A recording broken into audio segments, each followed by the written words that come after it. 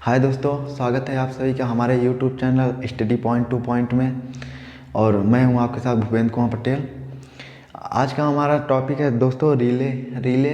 इसके पहले हमने जो बताया था, रिले 7 प्रकार का होता है हमारे सिलेबस के अकॉर्डिंग, और एक प्रकार का रिले हम पढ़ चुके हैं इसके पहले वाले लेक्चर में। तो आज हम दूसरे प्रकार का रिले पढ़ेंगे दोस्तों इस लेक्चर में।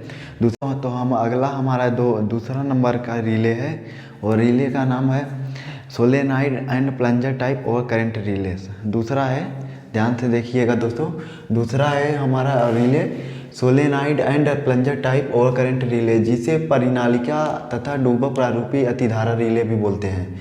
जिसे परिनालिका तथा डुंबक प्रारूपी अतिधारा रिले भी बोलते हैं। सबसे पहले इसका कंस्ट्रक्शन देखें दोस्तों, इसकी संरचना कैसी होती है।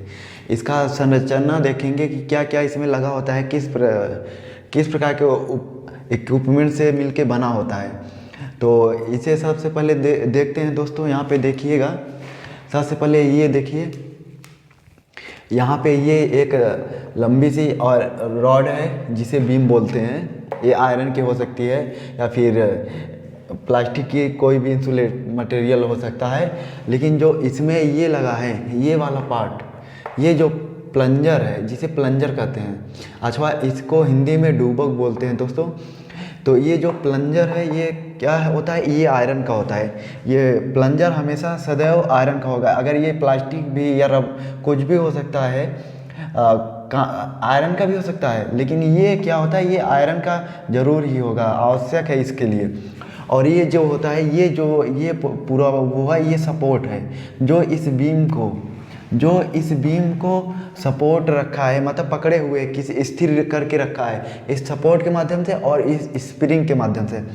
ये स्प्रिंग क्या है दोस्तों, ये स्प्रिंग क्या करता है, बीम को ऊपर खींचे रखता है, ये ऊपर की ओर उठाए रखता है बीम को स्प्रिंग।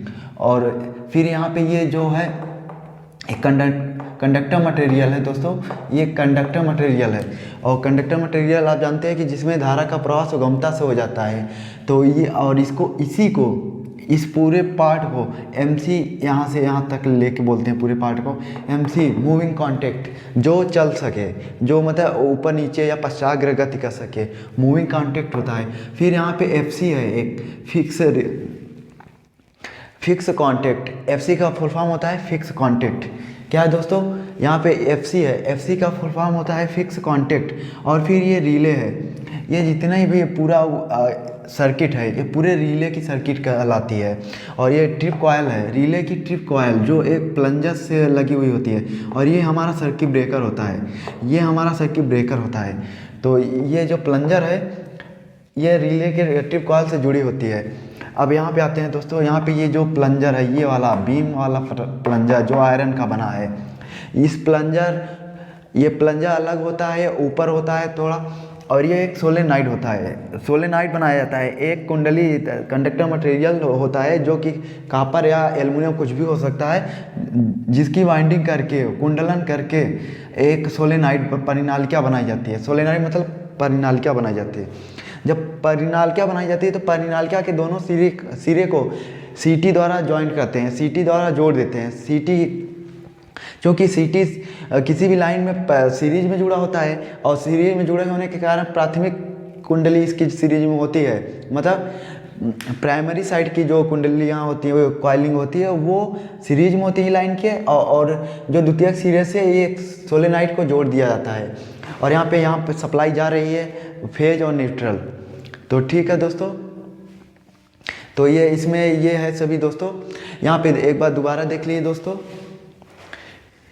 ये दोबारा ये देख सकते हैं कि आप यहाँ पे यहाँ पे एक स्थिर कोई चूल है, जिसके माध्यम से स्प्रिंग को लटका के इस बीम को पकड़ाया गया है।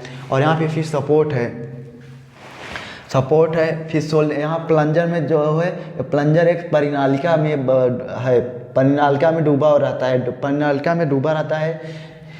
और ये सोलेनाइड की परिनालिका ही कहा जाता है। और ये CT है, करंट ट्रांसफार्मर। और ये बैटरी है, ये बैटरी लगी होती है रिले की पूरे वायरिंग में, जो होते है सर्किट परिपथ होता है उसी में बैटरी लगी होती है। और फिर ये सर्किट ब्रेकर है, और ये मूविंग कॉन्टैक्ट है, और ये फिक्स कॉन्टैक्ट।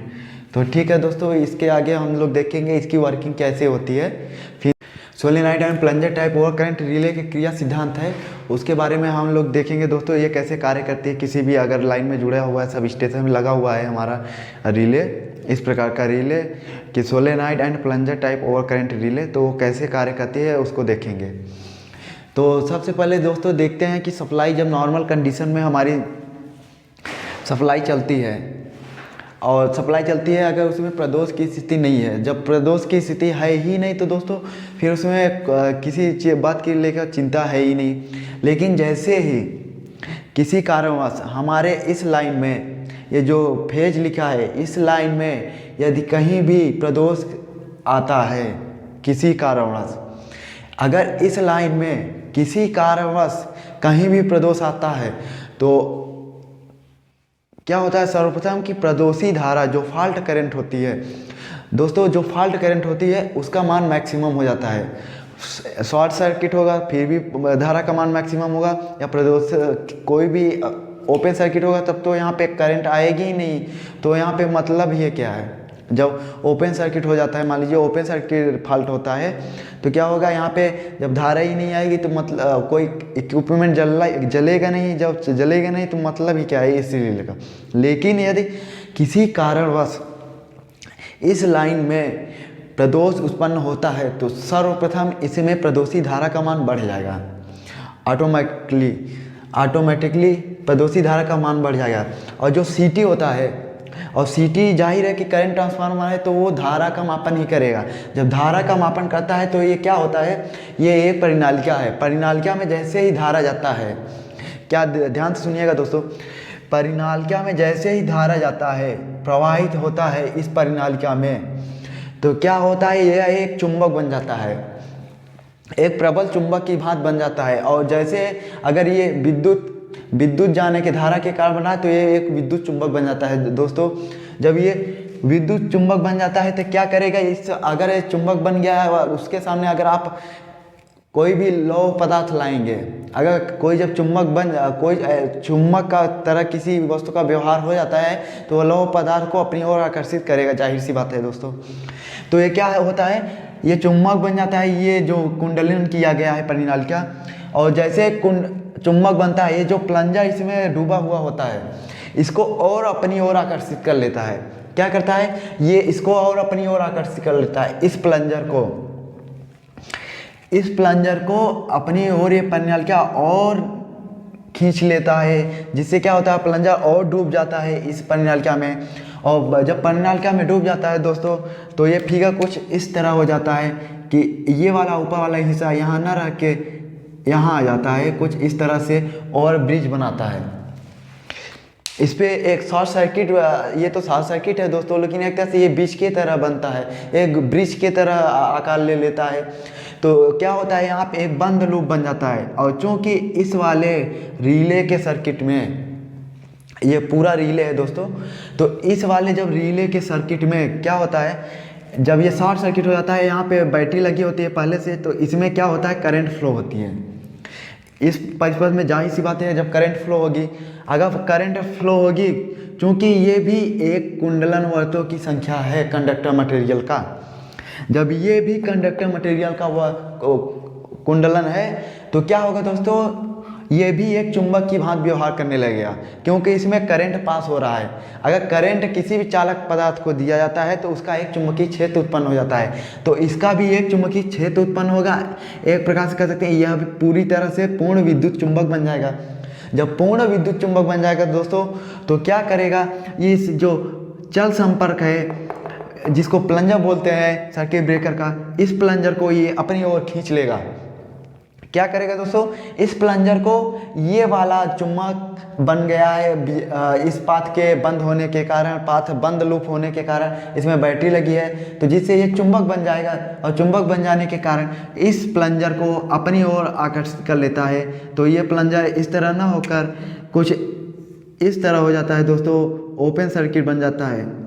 जब ओपन सर्किट बन जाएगा तो क्या होगा, हमारे इसमें ये देखिए यहाँ से ये अलग हो गया भाग, ये भाग अलग हो गए, दोनों सप्लाई अलग हो गए एक दूसरे से। तो क्या होता है, अगर मान लीजिए फॉल्ट की कंडीशन उस तरफ है तो हमारी जो इक्विपमेंट लगे हैं इस तरफ के सारे के सारे, ये मुख्य भाग हो जाएगा, ये प्रदोषी भाग हो जाएगा। तो मुख्य भाग को प्रदोषी भाग को सर्किट ब्रेकर अलग कर देता है, जिससे क्या होता है हमारे जितने भी इक्विपमेंट लगे होते हैं सब स्टेशन या कहीं पे भी, वो बच जाते हैं, जलने से बच जाते हैं ना, ओवर करंट के जलने से बच जाते हैं।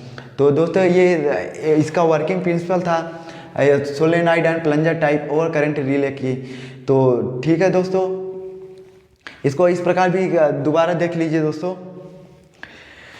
कि जैसे ही इस परिपथ में कहीं भी, इस लाइन में कहीं भी अगर फॉल्ट उत्पन्न होता है, सपोज है फॉल्ट उत्पन्न होता है, फॉल्ट उत्पन्न होते ही क्या होगा, जब दोस्तों इस लाइन में अगर कहीं भी फॉल्ट उत्पन्न होता है, कहीं भी फॉल्ट उत्पन्न होता है इस लाइन में, तो क्या होगा दोस्तों, इस लाइन में कहीं भी फॉल्ट उत्पन्न होगा तो दोस्तों क्या होता है, सबसे पहले इसमें धारा का मान मैक्सिमम हो जाएगा।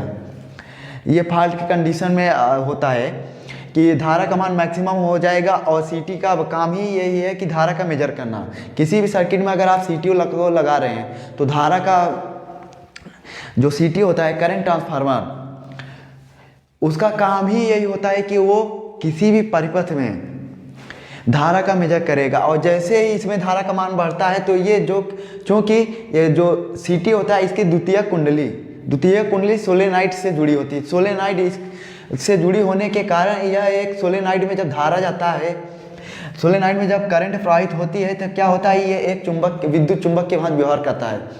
जैसे विद्युत चुंबक बन जाता है, अगर विद्युत चुंबक बन जाता है वैसे ही प्लंजर को, क्योंकि ये प्लंजर आयरन का बना होता है, तो इस प्लंजर को अपनी ओर आकर्षित कर लेता है। एक तो इस प्लंजर को इसमें होता है, इसी के अंदर होता है प्लंजर, लेकिन जैसे ही प्रबल चुंबक बनता है उसको और अपनी ओर आकर्षित कर लेता है।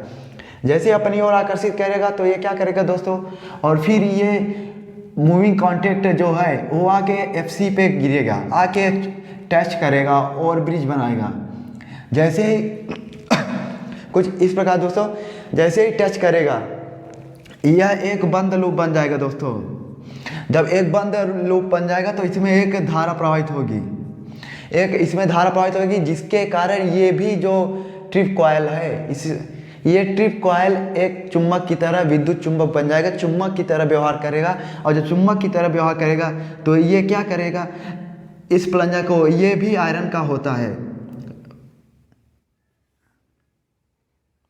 इसको अपनी ओर खींच लेता है। जब अपनी ओर खींच लेता है दोस्तों तो क्या करता है, ये सर्किट ओपन सर्किट हो जाती है। जब ओपन सर्किट हो जाती है दोस्तों तो फिर क्या होता है, हमारी सप्लाई जो फॉल्ट, जिस हिस्से में फॉल्ट था या उस हिस्से में मान लीजिए फॉल्ट है तो उस हिस्से को अलग कर देती है, और इस हिस्से में जितने भी इक्विपमेंट लगे होते हैं वो जलने से, प्रदोषी धारा के मान से जलने से बच जाते हैं, जिससे हमारा सब स्टेशन सुरक्षित रह जाता है। और ठीक है दोस्तों, जल गई सप्लाई और सब स्टेशन भी हम बचा लिए, कट ऑफ करके यहाँ रिले लगाए और वो कट ऑफ किया, सर्किट ब्रेकर के माध्यम से काट दिया सप्लाई, और सप्लाई जल गई, सप्लाई कट गई। तो अब क्या है कि अगर सप्लाई को वहाँ पे जाके कर्मचारी, हमारे जो इलेक्ट्रिकल विभाग में होंगे कर्मचारी, वो जाएंगे सप्लाई को ठीक करेंगे, और जैसे ही सप्लाई ठीक करते हैं, सप्लाई ठीक करेंगे, जैसे ही सप्लाई ठीक होती है फिर आएंगे यहाँ सर्किट ब्रेकर को। जैसे ही सप्लाई ठीक करते हैं दोस्तों, फिर इसमें जब ये सर्किट ब्रेकर को देखते हैं दोस्तों, यहाँ पे जो भी फॉल्ट हुआ था ये क्या करेगा, जब इसमें नॉर्मल करंट आ जाती है, तो दोस्तों जब ये नॉर्मल करंट हो जाती है तो क्या करता है, ये विद्युत चुंबक इसका कम हो जाता है, जो इस सोलेनॉइड की चुंबकत्व था वो कम हो जाएगा ऑटोमेटिकली, क्योंकि करंट का मान कम हो गया इस सप्लाई में। और इस सप्लाई में जैसे ही करंट का मान कम हो गया तो ये क्या करता है कि प्लंजर लगा है और यहाँ पे स्प्रिंग है, ये स्प्रिंग इस बीम को ऊपर अपनी की तरफ खींच लेता है, स्प्रिंग बीम को अपनी तरफ खींच लेता है। जैसे अपनी तरफ खींचता है ये मूविंग फिक्स कॉन्टैक्ट से ऊपर उठ जाता है, और जब ऊपर उठ जाता है तो फिर पुनः वो अपनी प्रारंभिक स्थिति प्राप्त कर लेती है, और इसमें से करंट फ्लो होना बंद हो जाती है दोस्तों, करंट का फ्लो होना बंद हो जाता है। और जब करंट का फ्लो होना बंद हो जाता है तो इस प्लंजर फिर नीचे आ जाता है। तो दोस्तों ऐसे होता है इस रिले का उपयोग दोस्तों, इस रिले का उपयोग वहाँ पे होता है जहाँ पे प्रदोषी धारा का मान मैक्सिमम होता है। मैक्सिमम यानी कि जब भी प्रदोष की स्थिति शॉर्ट सर्किट जहाँ पे ज़्यादा चांस रहता है वहाँ पे ये इस रिले के बनावट के अनुसार किया जाता है, क्योंकि ये ओवर करंट पर ही ऑपरेट होती है। जब ओवर करंट पर ऑपरेट होती है और चूँकि ये सस्ता होता है, इसका जो ये आसानी से बनाया जा सकता है और ये सस्ता पड़ता है और इसकी संरचना सरल होती है, इसलिए ये ओवर करंट रिले का प्रयोग वहीं पे करते हैं जहाँ पे कम लागत की आवश्यकता होती है और आसानी से कार्य सुगमता से हो जा सके। तो दोस्तों अब हम आगे पढ़ेंगे। तीसरा हमारा रिले है, जो तीसरा रिले कौन सा रिले है दोस्तों? तीसरा रिले ये रिले है कि solenoid and plunger type distance और इम्पीडेंस रिले। हाय दोस्तों, अब हम लोग तीसरा रिले पढ़ेंगे। इसके पहले वाला जो रिले था उसके बाद का रिले तीसरा रिले है। ये है solenoid and plunger type distance और इम्पीडेंस रिले। इसमें कुछ खास परिवर्तन नहीं हुआ है दोस्तों, जो दूसरे नंबर का रिले था वही रिले है सेम टू, बस थोड़ा बहुत चेंजिंग हुआ है एक दो स्थान पे, बाकी वही रिले है और एकदम सिंपल है, वैसे ही है। यहाँ जैसे इसके भाग देखेंगे, इसकी संरचना क्या क्या है दोस्तों, इसमें क्या क्या है। बीम वही है, बीम वैसे ही है।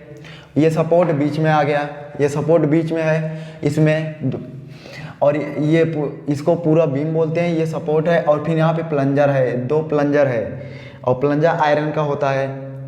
और ये एक सोलेनॉइड है, एक ये सोलेनॉइड है। ये सोलेनॉइड, ये जो सोलेनॉइड है ये पोटेंशियल ट्रांसफार्मर पीटी से जुड़ा होता है।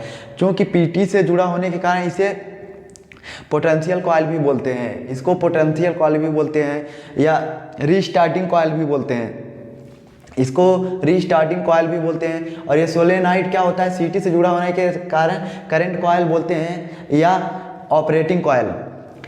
करंट कॉइल या ऑपरेटिंग कॉइल दोस्तों, करंट कॉइल या ऑपरेटिंग कॉइल बोलते हैं इसको। और यहाँ पे ये चल संपर्क लगा है जिसे मूविंग कॉन्टैक्ट बोलते हैं, एमसी को मूविंग कॉन्टैक्ट बोलते हैं। और फिर फिक्स कॉन्टैक्ट है ये, फिर यहाँ पे बैटरी लगी हुई है और ये ट्रिप कॉइल है, फिर यहाँ पे सर्किट ब्रेकर है दोस्तों। और ये हमारी सप्लाई है, सप्लाई से जुड़ा हुआ है। पीटी पैरेलल में जुड़ता है और सीटी के सीरीज में जुड़ा हुआ है। तो ठीक है दोस्तों, देख लीजिए दोबारा, ये सपोर्ट है, यहाँ पे ये बीम है पूरी, ये बीम कहलाती है। और ये सोलेनॉइड है, सोलेनॉइड क्योंकि पोटेंशियल ट्रांसफार्मर से जुड़ा होने के कारण इसे पोटेंशियल कॉइल भी बोलते हैं और इसी को रीस्टार्टिंग कॉइल भी बोलते हैं। इस पूरे सोलेनॉइड को रीस्टार्टिंग को सोलेनॉइड कॉइल बोलते हैं। और ये जो इस वाले सोलेनॉइड को क्या बोलते हैं, करंट ट्रांसफार्मर से जुड़ा होने के कारण करंट कॉइल बोलते हैं या इसी को ऑपरेटिंग कॉइल भी बोलते हैं। इस पूरे हिस्से को ऑपरेटिंग कॉइल बोलते हैं। और ये दूसरा प्लंजर। तो दोस्तों अब हमें इस वाले रिले की वर्किंग प्रिंसिपल देखेंगे, इसकी क्रिया सिद्धांत कैसे है और ये कैसे ऑपरेट होती है। दोस्तों यह भी सिंपल है, बहुत सरल है। यहाँ पे ये सोलेनॉइड जो पोटेंशियल ट्रांसफार्मर से जुड़ा है, क्योंकि ये किसी भी परिपथ के पैरेलल में जुड़ता है पोटेंशियल ट्रांसफार्मर। और जो करंट ट्रांसफार्मर होता है ये सीरीज में जुड़ा होता है सब। और जब नॉर्मल कंडीशन में दोस्तों ध्यान से सुनिएगा, जब नॉर्मल कंडीशन में हमारी सप्लाई चलती रहती है तो क्या होता है, एक समान वोल्टेज, पोटेंशियल ट्रांसफार्मर है तो इसको एक समान वोल्टेज मिलता रहता है। ये वोल्टेज का मेजर करता है किसी भी सप्लाई में जो पैरेलल में जुड़ कर, तो ये एक समान वोल्टेज इसको प्राप्त होती रहती है, जिसके कारण ये एक विद्युत चुंबक बना रहता है। जैसे ही सप्लाई को जोड़ते हैं, ये जो रिले है solenoid and plunger type distance और एम्पीडेंस रिले को जैसे ही सप्लाई में जोड़ेंगे और सप्लाई ऑन करते हैं दोस्तों, सप्लाई अगर ऑन करते हैं तुरंत ये क्या करता है, ये जो धरन इस तरह है, बीम को धरन ही बोलते हैं दोस्तों हिंदी में, बीम को धरन ही बोलते हैं हिंदी में। तो ये धरन इस तरफ है, ऐसे रखा जाता है, लेकिन जैसे ही सप्लाई से जोड़ते हैं ये कुछ थोड़ा इस तरफ हो जाता है, थोड़ा ये आगे स्लोप हो जाता है, ऐसे वो हो जाता है, पीछे की ओर स्लोप हो जाता है, इस तरफ स्लोप हो जाता है दोस्तों। ये ऐसे ऐसे संरचना थोड़ा हो जाती है, बहुत ज़्यादा नहीं होती, थोड़ा ही होती है। और ये क्यों होती है, क्योंकि जब ये सप्लाई नॉर्मल कंडीशन में चलती है यहाँ पे वोल्टेज मिलता है और धारा नहीं मिलता, धारा का मान नगण्य लिया जाता है, धारा बहुत कम होती है।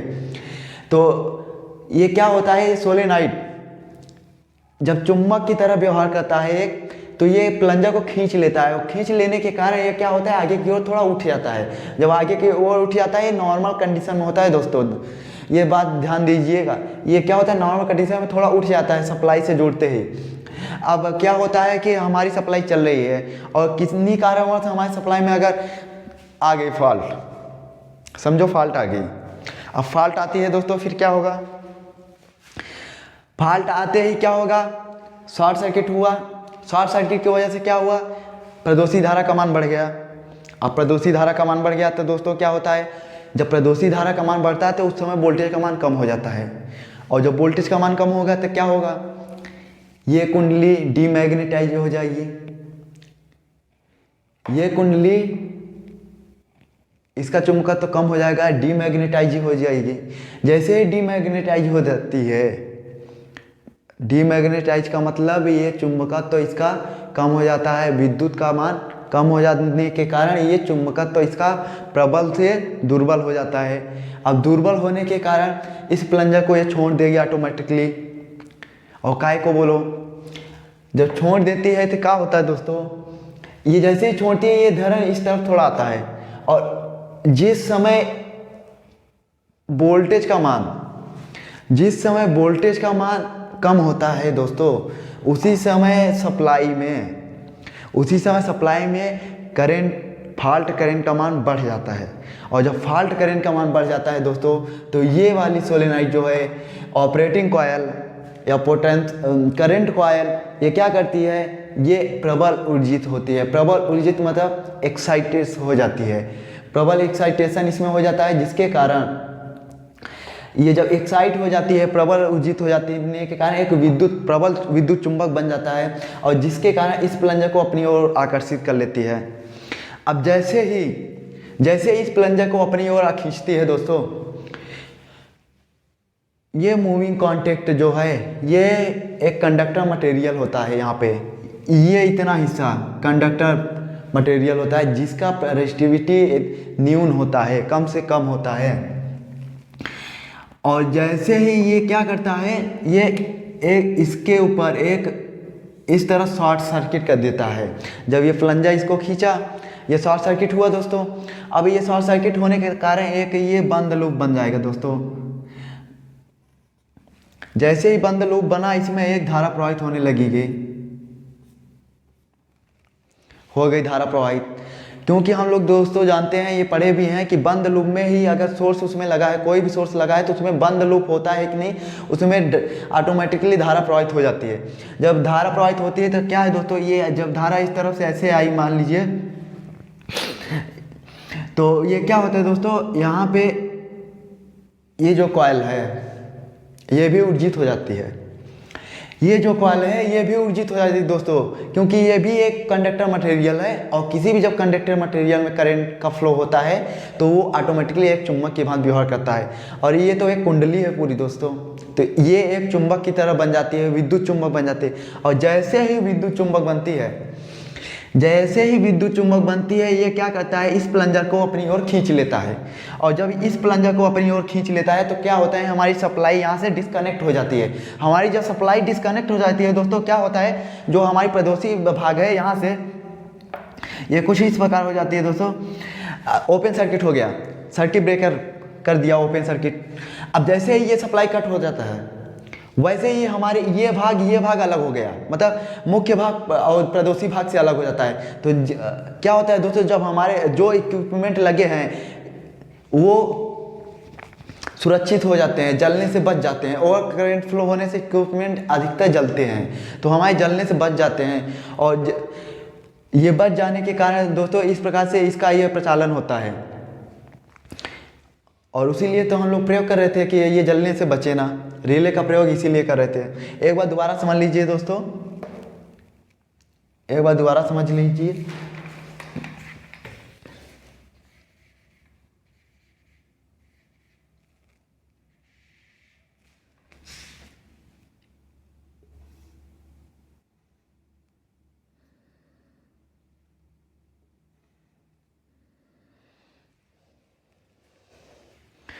दोस्तों एक बात देखिए, यहाँ पे एक साधारण नॉर्मल कंडीशन में जब हमारी वोल्टेज सप्लाई चलती रहती है, हमारा सब स्टेशन नॉर्मल कंडीशन में अगर सही है, उसमें कोई फॉल्ट की कंडीशन नहीं है, तो क्या होता है वो उसको चलती रहती है। और ये जो बीम है थोड़ा इस तरफ तिरछा होता है, और तिरछा होने के कारण क्या होता है, मुख्य कारण क्या होता है दोस्तों, ये जब सप्लाई से जोड़ा जाता है इस रिले को, ये दो तीसरे टाइप का रिले है पूरा, इस रिले को जब सप्लाई से जोड़ा जाता है तो कुछ इस तरह पे ये हो जाता है, ये वाला हिस्सा ऊपर उठ जाता है, ये थोड़ा नीचे आ जाता है, थोड़ा सा, ज़्यादा वो नहीं, बहुत सूक्ष्मतम होता है ये काम, बहुत ज़्यादा वो नहीं होता है, लेकिन देखने में फ़र्क चलेगा कि ये ऊपर है कि नहीं, इस तरफ ढलान है, स्लोप है कि नहीं।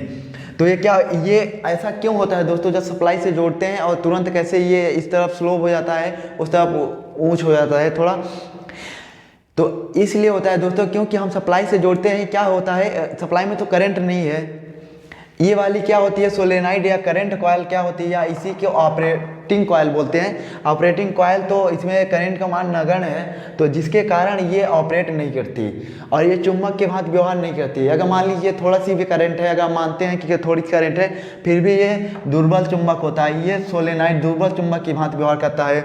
लेकिन ये क्या होता है, वोल्टेज हमारे अगर मान लीजिए 132 kVA पे या 66 kVA या 33 kVA पे लगाया गया है, जब 33 या 66 kVA या किसी भी 11 kVA पे लगाया गया है, तो क्या होता है दोस्तों, ये 11 kVA पे लगाए जाने के कारण इसमें वोल्टेज सतत प्राप्त होता रहता है नॉर्मल कंडीशन में। और ये सोलेनाइड, इस सोलेनाइड को पोटेंशियल कॉइल भी बोलते हैं, क्योंकि पोटेंशियल ट्रांसफार्मर से जुड़ी होती है, और पोटेंशियल ट्रांसफार्मर से जुड़ी होने के कारण इसे पोटेंशियल कॉइल बोलते हैं, और इसी को रीस्टार्टिंग कॉइल भी बोलते हैं। इस सोलेनाइड को रीस्टार्टिंग कॉइल बोलते हैं। लेकिन जैसे ही किसी कारणवश, अब ये प्रबल चुंबक था, ये खींचे था, लेकिन जैसे ही किसी कारणवश सप्लाई में फॉल्ट उत्पन्न हुआ, ठीक है, फॉल्ट उत्पन्न होता है, और फॉल्ट उत्पन्न होने की स्थिति कंडीशन क्या होता है, जब फॉल्ट उत्पन्न होती है तो दो कंडीशन बनती है दोस्तों।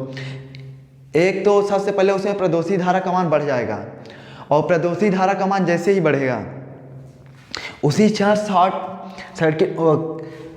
सर्किट होने के कारण हमारा जो वोल्टेज का मान है, वो जो बना था 33 वोल्ट या फिर 11 kVA या 33 kVA या 132 kVA पे था, वो आके नीचे आ जाता है। अब जब नीचे आ जाता है के कारण क्या होता है दोस्तों, वोल्टेज का मान नीचे गिर जाने के कारण क्या होती है, ये करंट डीमैग्नेटाइज हो जाती है। और जब ये सोलेनाइड डीमैग्नेटाइज हो जाती है तो ये क्या करता है, प्लंजर को डीमैग्नेटाइज होने का मतलब दोस्तों, ये इसका चुंबकत्व कम हो जाता है, विद्युत चुंबक कम हो जाता है, जिसके कारण ये क्या करती है, प्लंजर को छोड़ देती है, और ये धरन इस तरफ थोड़ा आ जाता है, और उसी क्षण करंट प्रदोषी धारा का मान अधिक होने के कारण इस प्लंजर को अपनी ओर खींच लेता है। और जैसे ही इस प्लंजर को अपनी ओर खींचता है, ये वाला चल संपर्क मूविंग कॉन्टैक्ट, ये वाला मूविंग कॉन्टैक्ट आके इस परिपथ में शॉर्ट सर्किट करता है, और जैसे ही शॉर्ट सर्किट करेगा तो इसमें दोस्तों एक करंट फ्लो हो जाएगा, जैसे ही करंट इसमें फ्लो होता है दोस्तों, करंट फ्लो होगा तो ये भी एक परिनालिका है, सोलेनाइड है, ये कुंडली होने के कारण इसमें एक प्रबल चुंबकत्व उत्पन्न हो जाता है, और प्रबल चुंबकत्व उत्पन्न होने जाने के कारण क्या करता है, इस वाले प्लंजर के ये ऊपर की ओर खींच लेता है। जब ये ऊपर की ओर खींच लेता है, फिर ये सर्किट ब्रेकर ऑपरेट हो जाती है, और यहाँ पे ये ओपन सर्किट होता है और हो जाता है। और ओपन सर्किट हो जाने के कारण क्या होता है, हमारे जो इक्विपमेंट लगे हुए हैं सब स्टेशन पे या कहीं पे भी, वो बच जाते हैं जलने से प्रदोषी धारा के मान के, क्योंकि प्रदोषी धारा अधिक होती है। अगर नहीं ऑपरेट होती है तो हमारे जितने भी इक्विपमेंट हैं ज़्यादातर जल जाएंगे। तो इस कारण हमारे प्रदोषी धारा के कारण हमारे जलने से हमारे जो इक्विपमेंट लगे हैं वो बच जाते हैं।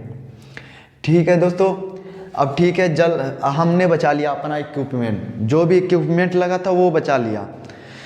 अब बचाया, फिर ये रिले अपनी पुनः स्थिति में कैसे जाएगी ये आपको हम बताते हैं दोस्तों। अब जैसे यहाँ पे फॉल्ट कंडीशन आई, ये ओपन हो गया, हमारे जो कर्मचारी हैं जो किसी भी सब स्टेशन में कर्मचारी इसीलिए रखे जाते हैं कि उस सब स्टेशन की मरम्मत मेंटेनेंस करते रहें, समय समय पे देखते रहें कहाँ पे क्या है। तो क्या होता है दोस्तों, जब कर्मचारी जाता है वो मेंटेनेंस करता है कि हमारी सप्लाई जहाँ पे फॉल्ट की कंडीशन थी उस फॉल्ट को ठीक करता है। अब जैसे ही फॉल्ट को ठीक करता है दोस्तों, तो क्या होता है यहाँ पे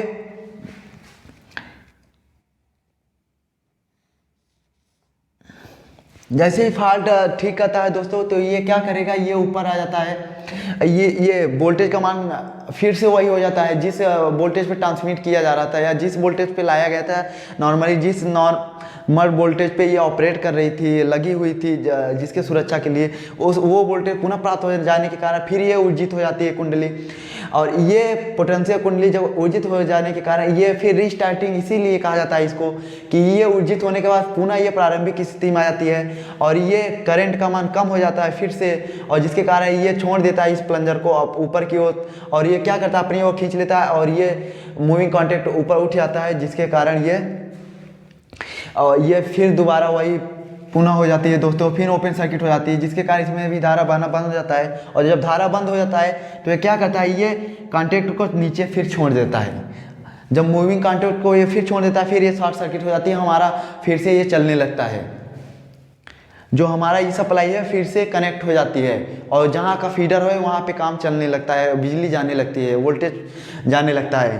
तो ठीक है दोस्तों, ये इसके वो था, इसका क्रिया सिद्धांत था। अब इसका प्रयोग कहाँ होता है दोस्तों, अब इसी के अनुसार यहाँ पे देख सकते हैं कि जहाँ पे हमें, अब चूँकि दोस्तों एक बात और बता दें आपको, एम्पीडेंस रिले इसे क्यों कहा जाता है और दूरी, क्योंकि यहाँ पे ये दो इनके बीच की दूरी के कारण यहाँ पे दो सोलेनॉइड लगे होते हैं और ये दूरी स्थित होते हैं एक दूसरे से, काफ़ी दूर होते हैं।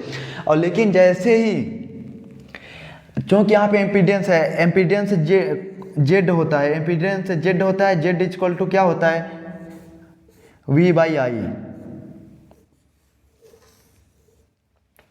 एम्पीडेंस जेड इक्वल टू V/I होता है। एम्पीडेंस क्या होती है, इस परिपथ में लगे हुए कुल एलिमेंट द्वारा जितने भी अवयव लगे उनके द्वारा उत्पादित बाधा होती है, कुल बाधा होती है।